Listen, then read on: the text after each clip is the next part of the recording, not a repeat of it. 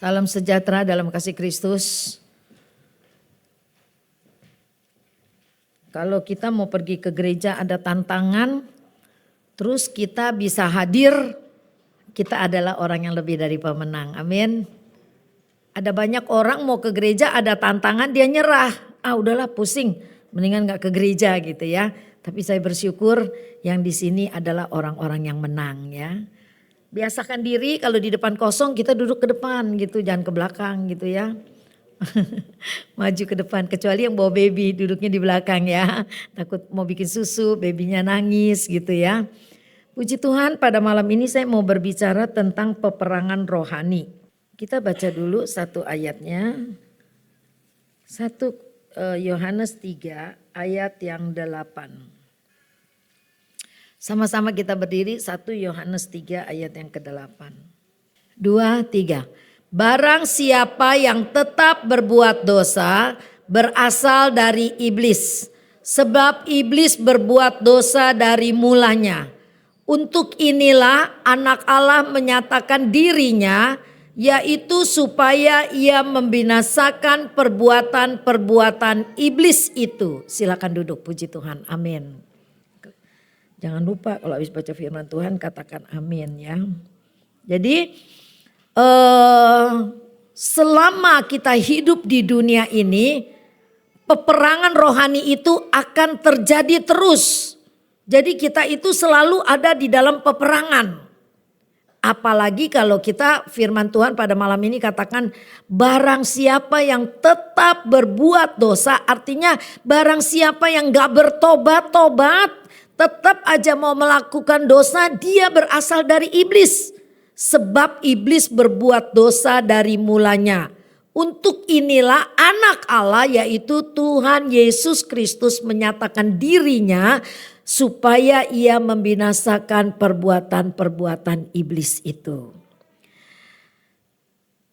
Berarti ada dua kerajaan ya di dalam dunia ini ada dua kerajaan, satu kerajaan Allah, satu lagi kerajaan iblis. Ya, kita baca dulu ya, Matius 12, ditampilin di screen aja kalau itu supaya cepat. Matius 12 ayat 28 dengan Lukas 11 ayat 20. Kita baca dulu Matius 12 ayat 28. Ini pernyataan yang sama, di Matius dicatat, di Lukas juga dicatat. Tetapi jika aku mengusir setan dengan kuasa roh Allah, maka sesungguhnya kerajaan Allah sudah datang kepadamu. Ya, ini judulnya Yesus dengan Beelzebul. Ya, jadi ada perdebatan gitu ya di sini. Kalau ayat 22 katakan kemudian dibawalah kepada Yesus seorang yang kerasukan setan. Orang itu buta dan tuli. Lalu Yesus menyembuhkannya sehingga si bisu itu berkata-kata dengan melihat. Sehingga berkata-kata dan melihat gitu ya. Jadi ketika ada mujizat terjadi, iblis gak senang. Ya, Yesus melakukan mujizat, orang yang buta dan bisu bisa melihat, bisa berbicara. Nah, iblis tidak senang, sedangkan orang lain sangat takjub ya melihat apa yang terjadi. Tetapi kita lihat di sini orang Farisi mendengar berkata dengan Beelzebul penghulu setan ia mengusir setan. Nah, terus Tuhan menjawab begini. Tapi Yesus mengetahui pikiran mereka lalu berkata kepada mereka, setiap kerajaan yang terpecah-pecah pasti binasa. Dan setiap kota atau rumah tangga yang terpecah-pecah tidak dapat bertahan. Demikian juga kalau iblis mengusir iblis, ia pun terbagi-bagi dan melawan dirinya sendiri. Jadi disindir oleh Yesus. Ketika orang Farisi berkata dengan Beelzebul penghulu setan ia mengusir setan. Jadi setan kalau ngusir setan berarti dia udah perang saudara ya. Udah perang saudara berarti udah gak akur tuh setan sama setan gitu ya. Nah di ayat 20 Yesus menjawab. Jika aku mengusir setan dengan kuasa roh Allah maka sesungguhnya kerajaan Allah sudah datang kepadamu. Ya. Nah inilah yang kita mau bicarakan pada malam ini, peperangan rohani. Ya, berarti peperangan rohani itu bukan pendeta yang bilang. Yesus sendiri yang bilang kita tuh selalu ada peperangan rohani. Ya, jadi peperangan yang bukan antara kita gitu ya, bukan ya, tapi antara kita dengan penguasa-penguasa udara yang nanti pikiran kita yang paling dirusak. Ya nanti ada beberapa video pendek yang kita akan lihat ya. Jadi ketika ayat yang pertama kita baca, tujuan utama Yesus datang ke dunia selain untuk menyelamatkan manusia, dia juga datang untuk menghancurkan pekerjaan iblis. Sebab ketika manusia jatuh dalam dosa, dunia ini sertifikatnya ada di tangan iblis. Maka dia berusaha merusak keadaan dunia ini. Maka Allah mengirim Tuhan Yesus Kristus menjadi manusia untuk terus memerangi, mengajar kita, menguatkan kita, memperlengkapi kita untuk terus memerangi kerajaan iblis itu yang berkuasa atas dunia ini ya.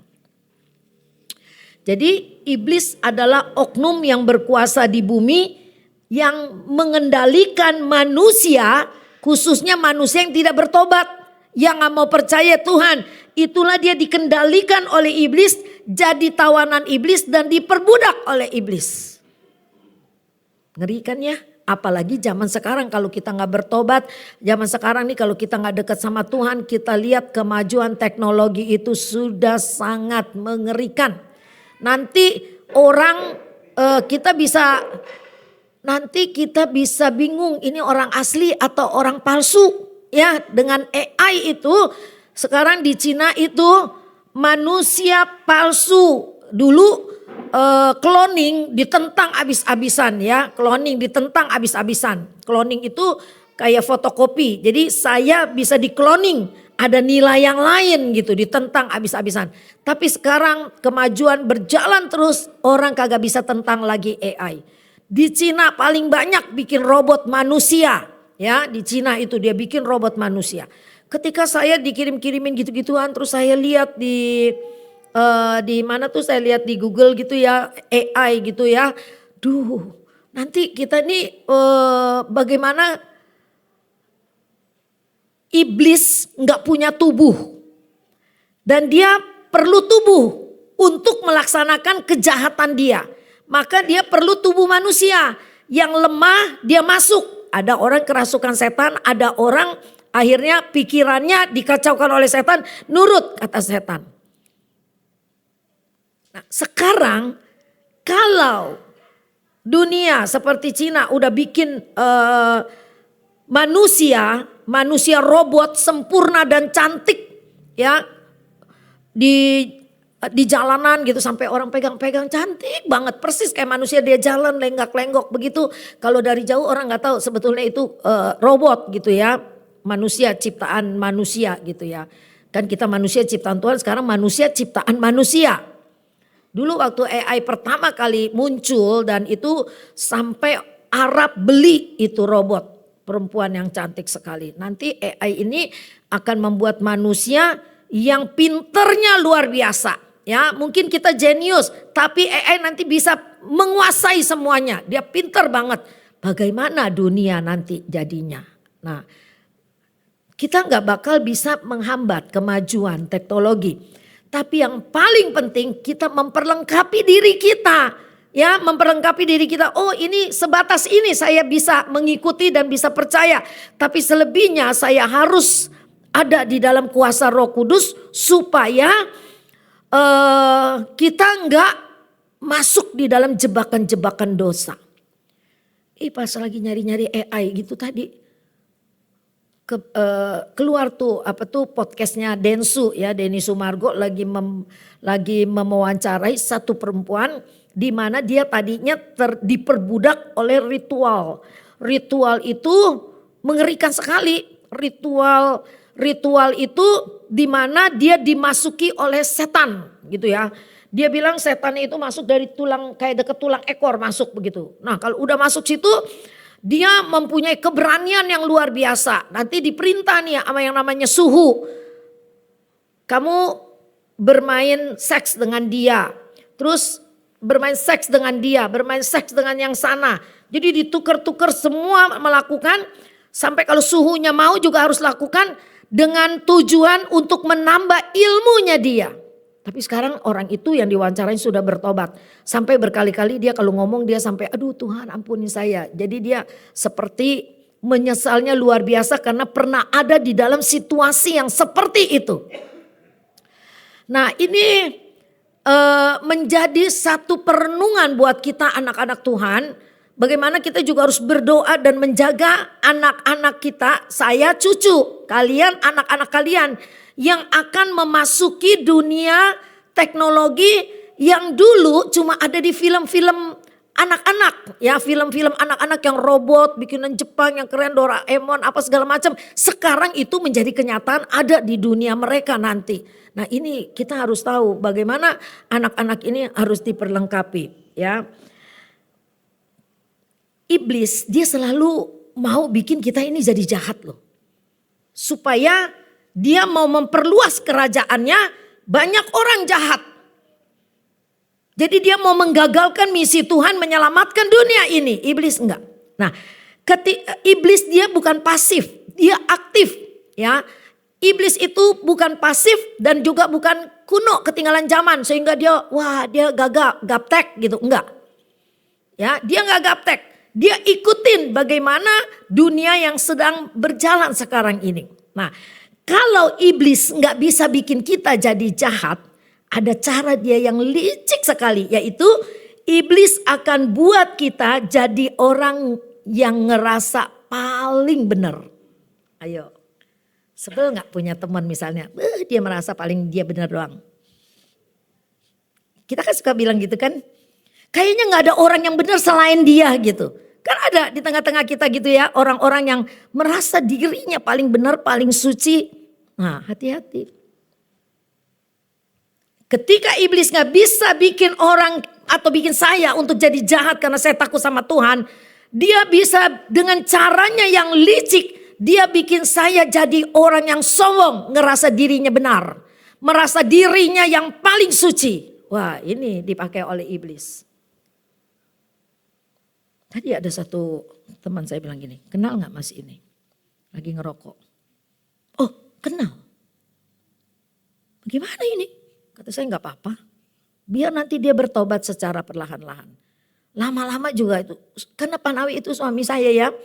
Dia itu perokok berat loh. Gak kena dibilangin kuku sampai kuning. Karang giginya hitam-hitam karena rokok. Capek kan ngebilanginnya. Terus sampai udah satu waktu. Kita kan cuma punya doa nih, istri kalau udah gak berdaya cuma punya kuasa doa, nangis di kaki Tuhan. Sampai satu waktu akhirnya dia buang sendiri itu rokok. Waktu umur berapa ya saya juga udah lupa, tapi udah lama sekali dia buang rokok itu. Ketika dia buang rokok badannya gede karena ngemil kan, mulutnya asem kalau gak ngerokok gitu. Nah ketika saya mengetahui Anda merokok, saya juga gak mau melarang, cuma saya bilang kalau bisa kurangin. Lama-lama ketika Anda kurangin, lama-lama Anda sendiri bisa sebel. Ngapain gue ngerokok, udah gue gak usah ngerokok lagi. Ya karena begitu, saya udah mengalami suami saya seperti itu. Dan juga ada beberapa kesaksian ibu yang suaminya perokok berat, akhirnya bertobat. Kuasa Tuhan itu sanggup merubah kita. Yang penting kita punya hubungan dekat sama Tuhan. Kita gak mau jadi tawanan iblis, karena kita tahu iblis akan merusak hidup kita. Kita gak mau diperbudak oleh dosa. Tapi kita mau Tuhan bekerja di dalam diri kita. Kita baca Ayub 2 ayat 2. Ayub bilang apa? Ya, Ayub punya pengalaman yang luar biasa. Yang ayat ini mesti kita baca.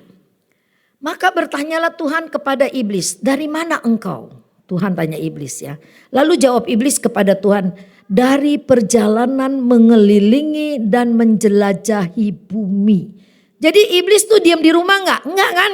Dia keliling, dia jelajahi bumi dari ujung ke ujung. Mencari orang yang bisa diperalat, diperbudak dan ditawan oleh dia. Jadi betapa pentingnya kita harus berdoa, berhubungan dekat dengan Tuhan. Semakin dekat supaya kita tidak diperbudak tapi kita dilindungi oleh Tuhan. Ini ketika iblis minta izin kepada Tuhan untuk mencobai Ayub. Tuhan sendiri yang memuji, tidak ada orang seperti Ayub. Hidupnya begitu saleh. Artinya hidupnya begitu kudus menuruti Tuhan. Tidak ada orang yang seperti Ayub. Tuhan puji dia. Iblis dengar. Iblis minta izin, kata Tuhan diizinkan, tapi engkau tidak boleh ganggu nyawanya. Gitu. Jadi artinya enggak sampai mati. Dan Ayub teruji di sini. Nah, ayat ini saya ambil untuk menyadarkan kita bahwa iblis ada di sekeliling kita, ada di mana aja kita pergi, dia ada. Tuhan juga ada bersama dengan kita. Jadi kita juga gak perlu takut, iblis ada di samping gue, gak apa-apa. Kenapa saya bilang gak apa-apa? Aku yakin malaikat Tuhan juga ada bersama dengan aku. Iya enggak? Malaikat Tuhan ada bersama aku. Jadi si iblis biarin aja, dia gak bisa ganggu kalau ada Tuhan. Dia gak bisa ganggu. Tapi kalau Anda takut, takut. Anda gak percaya kan sama malaikat Tuhan yang menjaga? Ya iblis ngedeket, ditoelin. Ditoel. Terus Anda merinding gitu ya. Udah merinding, iblis makin demen gitu kan ya. Duh, puji Tuhan ya. Jadi iblis berkeliling dan menjelajahi bumi. Lalu 1 Petrus 5 ayat 7 dan 8. Rasul Petrus katakan, sadarlah dan berjagalah. Iblis berjalan keliling seperti singa yang mengaum-ngaum.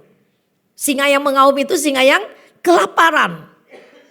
Singa yang kenyang dia akan tidur. Tapi yang ngaum-ngaum terus tuh dia kelaparan. Dia mau makan orang. Nah iblis digambarkan seperti itu. Betapa kalau kita bayangkan dengan singa. Singa itu kuat, buas, punya kemampuan membunuh, perusak yang mematikan, pribadi yang kejam dan licik, itu singa. Ya. Jadi sampai seperti itu. Jadi kalau di Alkitab ada analogi binatang atau bubur kacang merah, itu semua ada arti-arti kursus dari kebiasaan-kebiasaan orang Yahudi pada waktu itu gitu ya. Jadi kalau di sini dikatakan si iblis itu dianalogikan seperti singa yang ngaum-ngaum, dia itu udah gak ada tandingannya, liciknya, jahatnya, perusaknya, itu dia si iblis. Jadi kita harus sadar dan diingatkan dan berjaga-jaga dengan doa. Ketika kita berdoa pagi hari, seringkali saya bilang itu sudah membentengi seluruh kehidupan kita sepanjang hari 24 jam itu. Ketika kita berdoa dengan rajin setiap hari, kita seperti membangun benteng, tembok yang tinggi makin lama makin tinggi. Ketika makin kuat doamu, benteng itu yang kau buat itu makin tinggi, makin tinggi, makin tinggi. Dan dia melindungi kita. Seperti kalau kita ke Israel, tembok Yerusalem itu tinggi dan tebalnya berapa meter, tingginya bukan main untuk melindungi kota Yerusalem. Jadi saya tuh kalau udah berdoa setiap hari, saya tahu saya sedang membangun tembok. Tapi ketika saya gak berdoa, pembangunan itu berhenti dan iblis musuh bisa lompat tembok itu. Tapi kalau kita bangun semakin tinggi, kita dilindungi luar biasa dan iblis gak bisa masuk dalam kehidupan kita. Ingat, iblis masuk melalui pikiran. Pikiranmu dikacau, pikiranmu dirusak. Ya, kayaknya dia pilih kasih. Udah mulai tuh iblis. Ya kayaknya. Ya. Jadi negatif terus pikiran kita itu. Betapa bahayanya. Ya, 2 tahun yang lalu apa? Ketika saya sekolah Alkitab, saya belajar power karakter. Makanya di belakang gelar saya itu ada CBC. CBC itu adalah Certified Behavior, C-nya itu konsultan gitu loh ya. Konsultan. Jadi bagaimana saya bisa, apalagi kalau saya mau mendalami itu saya bisa kayak paranormal. Saya bisa tahu Anda tuh jenisnya orang apa dan saya bisa tebak. Dan Anda gak bisa nolak. Kalau saya lu tuh orangnya begini. Tapi itu cuma buat ilmu saya. Kalau saya di badan pengurus saya tahu yang ini begini, yang ini begini, yang ini begini. Dan saya bisa merekrut semuanya untuk jadi satu tim yang solid gitu. Itu gunanya sekolah, enak juga belajar power karakter ya. Ingat, iblis bukan makhluk yang pasif dan malas ya, dia bukan malas. Dia rajin. Tadi kan ayatnya udah baca, Ayub 2 ayat 2. Dia rajin, dia keliling dunia, ya. Keliling dunia dia menjelajah dan melihat siapa yang bisa diperdaya oleh dia. Karena dia masih jadi penguasa di bumi ini. Tetapi kita gak usah takut karena kita diberi kuasa. Kisah 1 ayat 8. Kisah 1 ayat 8 berkata begini. Tetapi kamu akan menerima kuasa kalau Roh Kudus turun ke atas kamu dan kamu akan menjadi saksiku di Yerusalem dan di seluruh Yudea, Samaria dan sampai ke ujung bumi. Kuasa di sini, ya, kuasa di sini adalah dunamin, ya, dunamin atau dunamis, ya, ledakan kuasa. Jadi kuasa yang bukan pasif tapi kuasa yang benar-benar kita berkuat, bekerja dengan kuasa itu, gitu. Jadi kita makanya kalau orang yang udah penuh Roh Kudus diberikan keberanian, ada kemampuan yang luar biasa, ada urapan yang luar biasa. Nah, ini harus kita miliki, ya, kuasa dunamis ini. Jadi kuasa yang bekerja, kuasa yang bertindak, kuasa yang bekerja, ya, yang bergerak. Ada 6 senjata utama rohani yang kita menjadi poin kita pada malam ini. Ada 6 senjata utama rohani yang kita harus selalu gunakan. Kalau iblis udah memakai robot ini untuk melakukan kejahatan, kita juga udah susah sekali untuk melawan dia. Ya, lihat dia bertanding, dia main, dia kerja, manusia kalah kekuatannya semua. Nah, ini ada 6 senjata utama. 1, nama Yesus. Nama Yesus tetap nama yang berkuasa, ya. Nama Yesus tetap nama yang berkuasa. Dan nama itu tetap berkuasa sampai kepada hari ini dan selama-lamanya nama itu berkuasa. Yang kedua, darah Yesus. Darah Yesus itu tetap darah yang sangat suci yang ditakuti oleh iblis. Kita kalau mau ngusir setan doa itu, ya, pakai aja 2 aja, nama Yesus dan darah Yesus yang berkuasa itu. Iblis takut. Memang ada perlawanan loh. Semalam kan kita berdoa, ya, sama Samuel 10 orang ya kita, ya, berdoa. Itu orang yang kita doakan dia bilang jam 2 tengah malam tuh ada perlawanan. Tiba-tiba dia menggigil dan dingin katanya gitu. Nah, saya ingat ketika saya doa di Villa Rancamaya bulan yang lalu, ya begitu. Saya tiba-tiba nyanyi kayak sesak napas sampai hampir gak bisa nyanyi. Berat banget gitu. Tapi setelah itu saya lawan terus itu, ya, bisa lewat. Saya normal kembali. Saya tahu kita bisa rasa ada perlawanan. Tapi kita gak perlu takut. Yang penting ada nama Yesus, ada darah Yesus. Kita percaya kita pasti menang. Ya, ketika kita bilang gini, kuasa Yesus yang di dalam saya itu lebih besar dari segala kuasa apapun. Bukan di perkataan kita bilang begitu. Tapi kita imani kuasa itu memang lebih besar dari segala kuasa yang ada di sekeliling kita yang coba-coba mau menjatuhkan kita. Yang ketiga, pujian dan penyembahan. Ya, pujian dan penyembahan itu luar biasa loh. Tapi mesti sungguh-sungguh dan sehati. Ya, pujian dan penyembahan itu ketika tembok Yeriko mau dirobohkan. Bukan dilawan dengan senjata, tapi Tuhan bilang semua kelilingin 1 kali hari ini dengan nyanyian. Besok 1 kali lagi dengan pujian dan penyembahan besok. Hari ke-7 baru dengan pujian dan penyembahan. Hari ke-7 itu 7 kali dan robohlah tembok itu.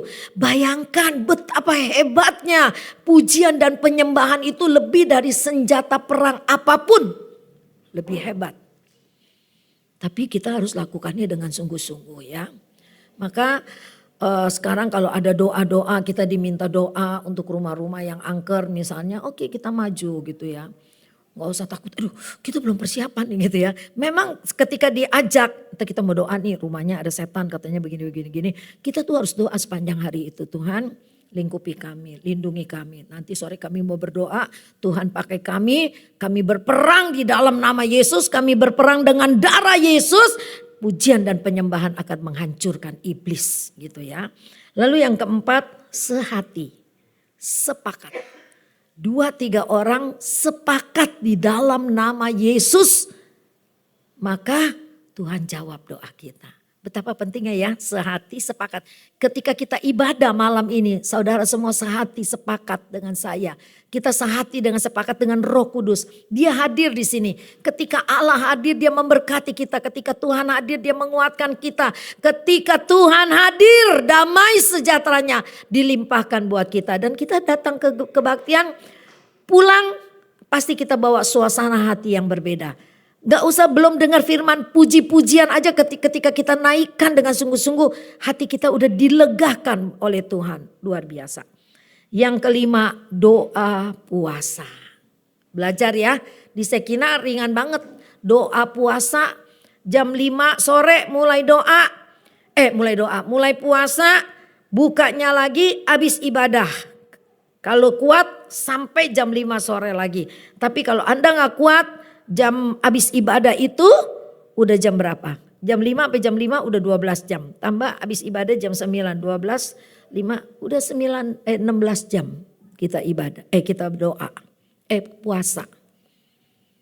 Ya, belajar gitu kan ringan banget waktu tidur Anda puasa. Saya terinspirasi ketika Dokter Elizabeth itu yang pakar kesehatan itu dia bilang, latih dirimu tiap Sabtu puasa, nggak usah disuruh. Makan terakhir jam 5 sore, makan lagi besok lagi jam 12 siang. Kalau nggak kuat jam 10 dia bilang gitu. Udah 18 jam kita puasa. Tiap minggu lakukan itu. Maka tubuh kita sehat, berat badan stabil, rohani kita kuat. Amin. Ya. Luar biasa. Memang seminar-seminar itu kadang-kadang memberikan sebuah ilmu yang lain buat kita. Yang keenam, tentu firman Tuhan ya. Firman Tuhan itu yang boleh menguatkan kita, yang memberikan kepada kita modal lah ya. Modal untuk kita melakukan kehendak Tuhan. Firman Tuhan adalah modal kita untuk menginjil. Modal kita untuk berdoa. Berdoa pakai firman Tuhan luar biasa sekali. Jadi yang kita perkatakan itu adalah firman Tuhan. Inilah 6 poin senjata rohani yang diperlukan untuk kita melawan penguasa-penguasa di udara. Jadi bukan fisik tapi di udara, yaitu iblis ya. Kita ingat di dalam 2 Raja-Raja 6 ayat 8 ketika Elisa melawan tentara Aram. Begitu ngelihat tentara Aram, wow kita kecil banget pasukannya. Pasukan mereka berkuda, kudanya hebat-hebat dan pasukannya juga lengkap, takut. Tapi kata Elisa, ini ayat yang ke-8 ya, ayat yang ke-9-nya apa Son? Tapi Elisa bilang begini, ketika besok bangun pagi, lihat di atas gunung.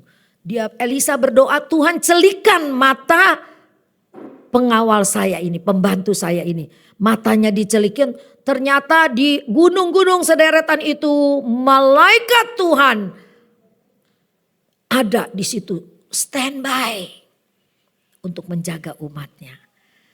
Ya. Cerita ini bagus banget. 2 Raja-Raja 6, baca aja nanti ayat 1 sampai selesai ya. Jadi kita pun dilindungi seperti itu gitu. Ya, ketika kita berdoa di belakang, di sekeliling kita itu pasukannya Tuhan, pasukan sorgawi itu dia melindungi kita. Kita harus percaya, amin. Yang penting kita percaya. Ingat, kalau iblis gak bisa buat kita jadi orang jahat, hati-hati. Iblis akan buat kita jadi orang yang sombong. Sok suci, sok apa lagi? Sok paling benar. Hati-hati loh. Ya, kita suka ngelihat orang yang rasa dirinya suci sebetulnya gregetan ya. Di sana kita gak kelihatan gitu ya. Di gereja gak kelihatan tapi di luar kita bisa kelihatan. Wow, hati-hati kita peringatkan teman kita, jangan seperti itu ya. Nanti iblis yang akan bekerja. Yang terakhir 1 Korintus 10 ayat 31. Apa saja yang kita lakukan, lakukanlah untuk seolah-olah itu untuk Tuhan. Jadi apa aja yang kita kerjakan dengan sungguh-sungguh. Aku menjawab, jika engkau makan atau jika engkau minum atau jika engkau melakukan sesuatu yang lain, lakukanlah semuanya itu untuk kemuliaan Allah. Artinya begini, ketika engkau di gereja, ya otomatis apa yang kita lakukan ini menyanyi, doa, duduk, kesaksian, itu untuk kemuliaan Tuhan. Tapi ketika kita di luar, engkau makan, engkau minum. Tentu kita enggak makan yang gelojoh gitu ya. Wah hajar semua, enggak. Kita makan dengan berhikmat. Ketika kita minum, kita enggak minum sampai mabuk-mabukan kayak orang dunia. Jadi makan, minum seolah-olah kita lakukan semua itu untuk kemuliaan Allah. Orang melihat, wah dia makannya enggak jorok gitu ya. Artinya dia darah tinggi, dia enggak makan telur asin, ikan asin, serba yang asin-asin, tongcai asin gitu ya.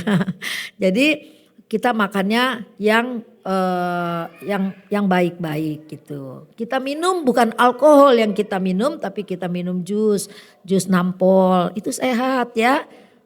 Vitamin C-nya tinggi gitu ya. Makanya Sekina nggak jual yang beralkohol, jualnya jeruk nampol. Besok boleh pesen-pesen ya. Dan jika engkau melakukan sesuatu yang lain, apa itu yang lain? Perbuatanmu, kamu masuk ke karaoke, kamu masuk ke saya ini pernah dipaksa masuk ke Bajawa. Nggak mau ngapain, saya nggak suka ke kafe-kafe. Ibu Nila mesti masuk supaya tahu katanya. Jadi itu siang bukan malam, kalau malam ngeri banget ya, motor mobil tuh berlapis-lapis parkir. Kalau siang tuh ternyata sepi. Oh begitu. Bajawa, coba kalau ada yang ngelihat saya di foto gitu, walah pendeta Nilawati ada di Bajawa. Wah rusak kawat. Iblis tertawa terbahak-bahak gitu ya.